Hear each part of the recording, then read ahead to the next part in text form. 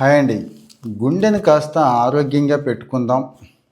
ఇంకో 10, 25, 50 ఏళ్ళు ఆనందంగా బతుకుదాం అనుకునే వాళ్ళ కోసం నేను ఏం తినకూడదు అంటే ఏం పొరపాట్లు చేస్తున్నాం అనేది చెప్తానండి. రీసెంట్‌గా నా దగ్గర పనిచేసే కుర్రాడని ఎందుకు అంటున్నానంటే 35 ఏళ్ళు 4 స్టంట్లు బండి ఏదో డాక్టర్ గారు మంచాడు అవ్వబట్టి కాస్త చేతి పనితనం ఉంది కాబట్టి బయటకొచ్చాడు. కాస్త ఇప్పుడు తిప్పలు పడుతున్నాడులెండి. సరే విషయంకి వచ్చేస్తాం. 25, 30 నుంచి స్టార్ట్ అయిపోతుంది గుండె జబ్బులు. ఒకప్పుడు గుండె జబ్బులంటే అయ్యో! పూర్వం వాళ్ళ అమ్మకుంది, నాన్నకుంది, తాతకుంది, మా అమ్మకుంది కాబట్టి వచ్చాయి అనుకునేవాళ్ళండి. ఇప్పుడు ప్రీవియస్ హిస్టరీతో సంబంధం లేకుండా వాళ్ళు వీళ్ళని లేకుండా నాకు రావచ్చు, మీకు రావచ్చు, మీ ఇంట్లో వాళ్ళకి రావచ్చు, పక్కాళ్ళకి రావచ్చు. ఆ విషయం క్లియర్ అండి. ఎందుకు? కంప్లీట్‌గా ఫుడ్ హ్యాబిట్స్ మారిపోయినాయండి. కేవలం ఫుడ్ వల్లేనా అంటారేమో. యెస్, 80% ఫుడ్ వల్ల, 20% వర్కౌట్ వల్ల. ఈ రెండే కదండీ. ఇంకొద్దిగా పర్సెంటేజ్ ఉందిలేండి. కాస్త రెస్టు, ప్రాపర్ నిద్ర వాటి గురించి తర్వాత చెప్పుకుందాం. ముందు ఈ 80% ఫుడ్‌లో మనం చేస్తున్న పొరపాట్లేంటి అనేది చెప్పుకుందామండి. ఈ డిసెంబర్‌లో ఎక్కువ వీడియోలు చెప్పుకుందాం. ఎందుకు? డిసెంబర్ నెలాఖరులోపు ఒక విషయం గట్టిగా చెప్పేసుకొని ఆ విషయాన్ని 10 రోజులో, 20 రోజులో అంటే ఇంకా టైం ఉంది కదండీ! కాస్త ప్రాక్టీస్ చేసి దీన్ని వచ్చే సంవత్సరం కొత్త సంవత్సరం రిజల్యూషన్స్‌లో పెట్టుకుంటారని.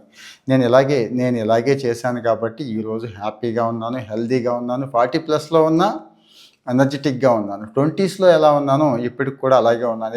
నా హెల్త్ అలాగే ఉంది, ఫిట్‌నెస్ లెవెల్స్ అలాగే ఉన్నాయండి.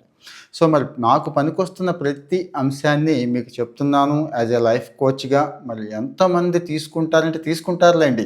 ఈ మధ్య బాగానే అవగాహన వచ్చింది. చక్కగా ఆరోగ్యంగా ఉండాలని చాలామంది అనుకుంటున్నారు. డబ్బు సంపాదించడం కంటే, కోట్లు సంపాదించడం కంటే ఆరోగ్యంగా ఉండటం దానికంటే గొప్పది అని అనుకుంటున్నారు కాబట్టి. సో నేను కూడా ఫేమస్ రిపోర్ట్స్ ఏవైతే ఉన్నాయో ఈవెన్ మేయో క్లినిక్ దగ్గర నుంచి, WHO దగ్గర నుంచి అన్నీ కూడా నేను తీసుకొచ్చి ఇక్కడ మీకు చూపించేస్తున్నానండి. ఏవి చక్కగా మీకు అర్థమయ్యేలాగా చెప్తున్నాను.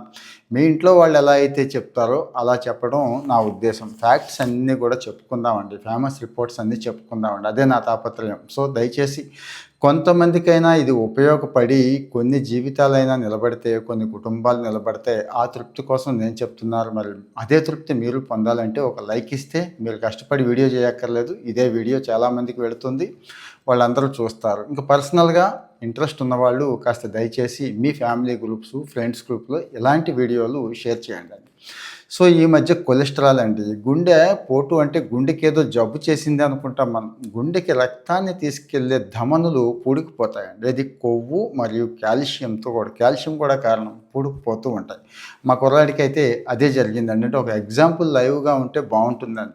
ఇక్కడ ఏమవుతోంది అంటే బీపీ, రక్తపోటు అంటాం కదా, అలాగే కొలెస్టరాల్, ఒబేసిటీ, షుగర్ కూడానండి. ఇవన్నీ వచ్చేస్తున్నాయి. ఇవి రాకపోయినా కానీ గుండె జబ్బు వచ్చేస్తుంది. కారణం ఏంటి అంటే తిండి. నేను మళ్ళీ చెప్తున్నా, వర్కౌట్ గురించి ఇంకొక డీటెయిల్డ్గా మళ్ళీ చెప్పుకుందాం. ఆ 20%ఏ కాబట్టి 80% గురించి చెప్పుకుందామండి. తింటున్నాం కానీ అందులో ఏ పోషక విలువలు లేని తిండి తింటున్నాం. వట్టి గడ్డి తింటున్నాం అని చెప్పుకోవచ్చు. ఎందుకు?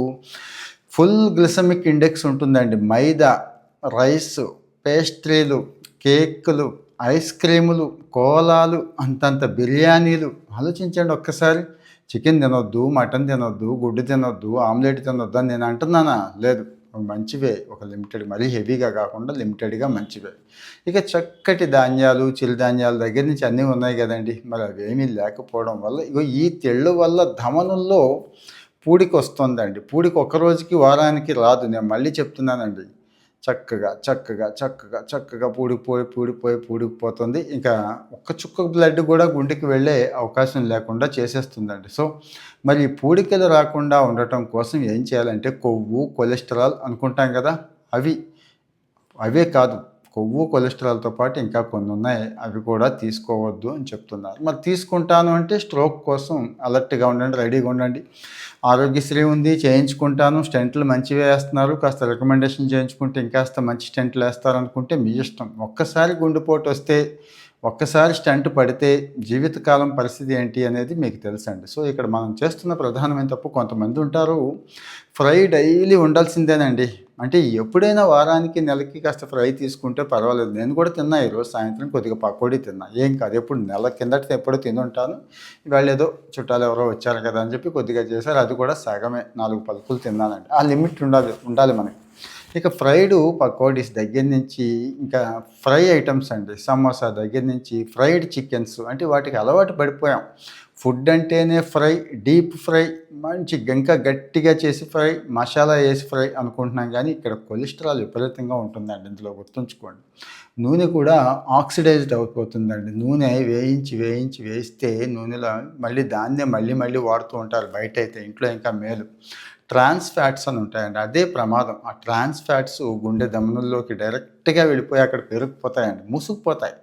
ఇంకంతే, చెడు కొలెస్ట్రాల్ అంటున్నాను చూడండి ఇది. సో మరి బయట ఎట్టి పరిస్థితుల్లో తినొద్దు. ఇంట్లో కూడా డీప్ ఫ్రైస్ ఎప్పుడైనా కానీ, అంటే గట్టి వర్కౌట్ చేస్తున్నారు అది అనుకుంటే పర్లేదు, కానీ డైలీ తినటం వర్కౌట్ చాలా తక్కువ మనలో చేసేది. సో మరి ఇది ఒకటి కంట్రోల్ చేసుకోండి. డీప్ ఫ్రైస్ సాధ్యమైనంత వరకు తగ్గించండి. నేను మళ్ళీ చెప్తున్నాను. తినాలనుకుంటే ఏదో కొద్దిగా సరిపెట్టేసుకోండి. ఆ తిన్న తర్వాత కూడా గ్రీన్ టీ లాంటివి ఇంకా ఉన్నాయి కదా, వామ్ టీ, జీలకర్ర టీ అలాంటివి తీసుకోండి. రెండోది, ప్రాసెస్ చేసిన మాంసం. మనకి కాస్త ఈ మధ్య కల్చర్ మారుతుందండి. ప్రాసెస్ చేసినవి చక్కగా సాసేజ్లు, బేకన్లు ఇవి అంటాను చూడండి, ట్రాన్స్ ఫ్యాట్స్ అండి. సాచురేటెడ్ ఫ్యాట్ ఉంటుంది ఇందులో. సోడియం, నైట్రేట్లు, ప్రిజర్వేటివ్స్ ఇందులో చాలా దారుణంగా ఉంటాయండి. ఇవి ధమనుల గోడలను టక్కుమని గోడ కట్టేస్తాయండి. ధమనుల్లో గోడ కట్టేస్తాయి, అడ్డుగా పేరుకుపోతాయండి. సో మరి ఇవి ఏదైతే ఈ ప్రాసెస్ చేసిన మాంసం, చికెన్ కావచ్చు, మటన్ కావచ్చు, ఏదైనా కానీ దానికి దూరంగా ఉండండి. తర్వాత కార్బోహైడ్రేట్స్, మామూలుగానే మనం తినేది చాలా దరిద్రపు కొట్టు కార్బోహైడ్రేట్స్. ఇందులో మళ్ళీ ప్రాసెస్ చేసిన కార్బోహైడ్రేట్స్ తింటామండి, మామూలుగా కాదు. ఏది బ్రెడ్లు, పేస్ట్రీలు, స్వీట్లు, ఇందులో 1% కూడా ఉపయోగం ఉండదండి వీటి వల్ల. కానీ టేస్ట్కి అలవాటు పడిపోయాం. ఏదో పండగ, పబ్బం, లేకపోతే ఇది అది ఫంక్షన్ అంటేనే ఇవే ఉంటాయి ఎప్పుడు కూడా. నాకు అదే ఆశ్చర్యంగా అనిపిస్తుంది. ఎంత గొప్పగా ఫంక్షన్ చేసుకొని, ఎంత ఆనందంగా ఫంక్షన్ చేసుకొని ఈ చెత్త తింటున్నారేంటా? ఆ రోజుకి పొట్ట పాడైపోతుంది, తెలుస్తూ ఉంటుంది. మైండ్ కూడా చెప్పేస్తుంది, పొట్ట చెప్పేస్తుంది. లాంగ్ రన్లో మొత్తం చక్కగా పొట్ట చుట్టూ కొవ్వెంత పేరుకుపోతుంది. బీరకాయలాగా, సొరకాయలాగా పొట్టలు తయారవుతాయి. ఆడే అంటే మగే ఉంది, అందరూ అలాగే ఉన్నారు కదా. సో మరి ఇవి రక్తంలో గ్లూకోజ్ లెవెల్స్ని మామూలుగా కాదండి, మంచి స్పైక్ ఇచ్చి పెంచుతాయి. ఏవి? ఈ రిఫైన్డ్ కార్బోహైడ్రేట్స్ అంటున్నాం కదండి, ఇవి. ధమనుల చుట్టూ కొవ్వు పేరుకుపోవడం, గుండె ధమనుల చుట్టూ కొవ్వు పేరుకుపోవడాల్లో ఇదే.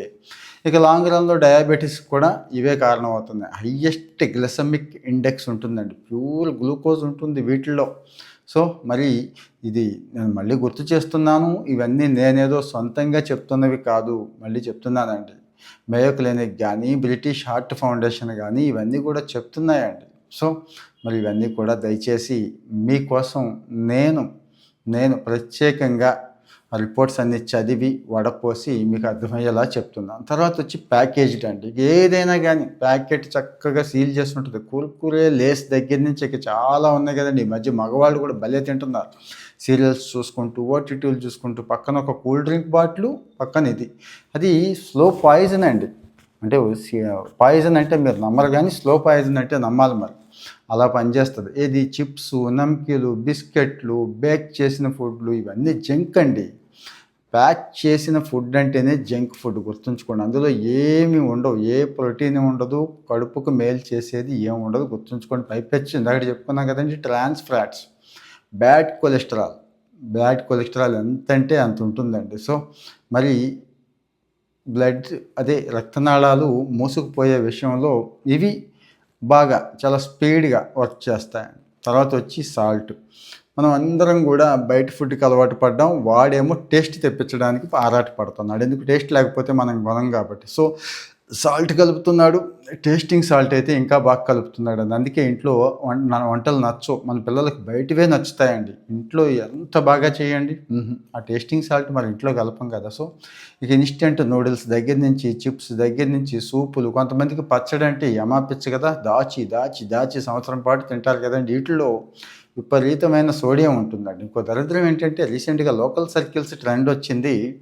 ఒక 25,000 మంది మీద భారతదేశం మొత్తం నగరాల్లో సర్వే చేస్తే 70-80% జెడ్ ముఖ్యంగా మిగిలిన వాళ్ళు కూడా ప్రాసెస్డ్ ఫుడ్స్, అల్ట్రా ప్రాసెస్డ్ ఫుడ్సే ఫుడ్ ఆర్డర్ పెట్టుకుంటున్నారండి. అది స్విగ్గీ, జొమాటో వీటిల్లో పెట్టుకొని అవే తెచ్చుకుంటున్నారు, అవే తింటున్నారంట. తిండి విషం అయిపోయింది అని చాలా చాలా సింపుల్ ఎగ్జాంపుల్స్ చెప్పేస్తున్నాయండి. అంటే 80% మన ఆరోగ్యాన్ని ప్రభావితం చేస్తున్నటువంటి తిండి విషయంలో ఏమాత్రం జాగ్రత్త పడట్లేదు. పొట్టని డస్ట్‌బిన్ కంటే హీనంగా ట్రీట్ చేసి ఇలా చేస్తున్నారు. సో, మళ్ళీ పాయింట్‌కి వస్తున్నాను. బీపీ పెరిగిపోవడానికి ఈరోజు ఇవేనండి. ఏవి? ఈ సోడియం, ఉప్పు అధికంగా ఉన్న ఈ ఫుడ్స్ ఏవైతే ఉన్నాయో ఇవన్నీ తీసుకొని పాడు చేసేసుకుంటూ ఇదేదో కేవలం బీపీయే అనుకుంటున్నారు. గుండె జబ్బుకు కూడా సోడియం కారణం అవుతుంది, గుర్తుంచుకోండి. కార్డియాలజిస్టులు చెప్తారు, కావాలంటే చెక్ చేసుకోండి. చప్పగా ఉన్నది తినండి, ఉప్పు లేకుండా తినండి అంటే ఉప్పు లేకుండా కూడా అది ఒక జీవితమా? ఆ మాత్రం బతికేందుకు బతకడం, ఇలాంటి డైలాగులు చెప్తారు మనవాళ్ళు. కానీ న్యాచురల్ టేస్ట్ ఉంటుందండి. గాంధీ గారు కూడా చెప్తారు, న్యాచురల్ సపోజ్ వంకాయ ఉంది, దాన్ని ఉడకబెట్టుకొని వండుకొని డైరెక్ట్గా ఉప్పు లేకుండా తినటం అలవాటు చేసుకుంటేనండి ఆ ఒరిజినల్ టేస్టు ఇంకా ఏది ఇవ్వలేదండి. మనం అందరం ఈరోజు అనుభవిస్తున్న టేస్ట్ సాల్ట్ అండి, గుర్తుంచుకోండి. Irrespective of vegetable and chicken, mutton అండి, అందులో సాల్టే ఎక్కువ ఎంజాయ్ చేస్తున్నాం. సాల్ట్ని సాధ్యమైనంత వరకు తగ్గిస్తే ఒరిజినల్ టేస్ట్ అనేది బయటకు వస్తుంది. అది బీరకాయ, బెండకాయ, ఆకుకూరలు తగ్గించి ప్రతిదానికి ఒక టేస్ట్ ఉంది కదండి. ఆ ఒరిజినల్ టేస్ట్ని మనం మర్చిపోయి ఈ ఉప్పుకి అలవాటు పడిపోయాం అని చెప్తున్నారండి. సో మరి ఇది రక్తపోటుకు మాత్రమే కాకుండా గుండె జబ్బులకు కూడా కారణమవుతుంది. అథెరోస్క్లెరోసిస్ అని ఒక ముఖ్యమైన జబ్బుకు కారణమవుతుందని హార్వర్డ్ హెల్త్ ఫౌండేషన్ చెప్తుందండి. చెప్పాను కదా, మేయో క్లినిక్ చెప్తుంది, బ్రిటిష్ హెల్త్ ఫౌండేషన్ చెప్తుంది, హార్వర్డ్ చెప్తుంది. మరి ఇంకొకటి రెడీమేడ్ డ్రింక్స్, అది కూల్ డ్రింకా, సోడానా, క్యాండ్ కదండి, చాలా మంచిది, డైట్ కోక్ ఇలాంటివి చెప్పుకుంటున్నారు. మంచి చెడు ఏమీ లేవండి. అన్ని రకాల కూల్ డ్రింక్స్ ప్రమాదమే, అన్నీ దరిద్రమే. ఎనర్జీ ఇస్తుంది, మంచి ఎనర్జీ డ్రింక్స్ అనుకుంటారు కొంతమంది, ఏమీ లేదు. ఇవన్నీ రిస్క్ పెంచుతాయండి, ఇవన్నీ రక్తపోటు పెంచుతాయి, ఇవన్నీ గుండె వేగాన్ని పెంచుతాయి. కావాలంటే చెక్ చేసుకోండి. మామూలుగా కంటే కూడా మీ గుండె వేగంగా కొట్టుకుంటుంది ఎప్పుడు కూల్ డ్రింక్స్ అవి తాగినప్పుడు, సోడాలు తాగినప్పుడు. సో రక్తనాళాల మీద ఒత్తిడి పెంచుతాయి, గుండెపోటుకి ఇవి కూడా కారణం అవుతాయి. మరి 80% మన ఆరోగ్యం మీద, మన గుండె మీద ముఖ్యంగా ప్రభావితం చూపించేది ఏంటి అంటే ఆహారం. ఆ తర్వాత 20% వర్కౌట్. మరి ఈ వీడియోలో మీరు ఏం నేర్చుకున్నారు, మీకు కొత్తగా ఏ విషయాలు అర్థమైనాయి, దయచేసి కాస్త ఓపిక తెచ్చుకొని కామెంట్లో పెట్టండి సార్, ప్లీజ్. అలాగే మీరు ఇంతకుముందు ఫాలో అవుతున్నప్పుడు, అంటే పిచ్చి అలవాట్లు ఫాలో అయినప్పుడు వచ్చిన ఇబ్బంది, వాటిని ఓవర్కమ్ చేసినప్పుడు ఇప్పుడు ఎలా ఉన్నారు, ఓవర్కమ్ చేయటానికి, అదే ఈ అలవాట్లు మానేయడానికి ఏం తిప్పలు పడుతున్నారు, ఎలా సాధించారు, ఎందుకు సాధించలేకపోతున్నారు, ఎందుకు మానలేకపోతున్నారు, ఇవన్నీ దయచేసి మీ ఎక్స్పీరియన్సెస్ ఇక్కడ షేర్ చేయండి. మన వాళ్ళు చాలామంది చదువుతున్నారు కాబట్టి నేను కామెంట్ ఎక్స్పెక్ట్ చేస్తున్నాను. అలాగే ఓకే అండి, తిండి ఓకే అయిపోయింది, నేర్చేసుకున్నాం, ఓకే రెజల్యూషన్ పెట్టుకుంటాం, ఈ 20 రోజులు ప్రాక్టీస్ చేసి. వర్కౌట్ 20% ఉంది కదా, దాన్ని మాత్రం ఎందుకు వదలాలి అది చెప్పండి. అలాగే నిద్ర గురించి, రెస్ట్ గురించి, అసలు ప్రాపర్ రెస్ట్ అంటే ఏంటి, దేన్ని ప్రాపర్ రెస్ట్ అంటారు, నిద్ర అంటే ఏంటి, అసలైన నిద్ర అంటే ఏంటి, మనం మామూలుగా రోజు పోయేది నిద్రేనా, ఇలాంటి సందేహాలు ఉన్నాయి కదా, వాటి గురించి కూడా మాట్లాడుకుందాం. ఎప్పుడు దీన్ని మీరు ఒక లైక్ ఇచ్చి, మరి దీన్ని ఎవరికి అవసరం ఉండదు వాళ్ళకి షేర్ చేసిన తర్వాత, మీ కామెంట్లు అన్నీ చూసిన తర్వాత నేను మళ్ళీ ఆ వీడియో కొంత టైం తీసుకొని మళ్ళీ చేస్తాను. ఈలోపే ఈ డిసెంబర్ నెలలోనే సాధ్యమైనంత త్వరగానే మాట్లాడుకుందాం. సో మరి ఇంకా చాలామంది ఫాలో అవ్వట్లేదు, దయచేసి ఫాలో అవుతూ ఉండండి. మన వాళ్ళకి అంటే ఈ టైప్ ఆఫ్ కంటెంట్ ఎవరికైతే ఉపయోగపడుతుంది, 10 మందికి ఇగో ఈయన బాగానే చెప్తున్నాడు చూడరా బాబు అని మీకు అనిపిస్తుంది కదా, మనసుకి అనిపించింది కదా, అప్పుడు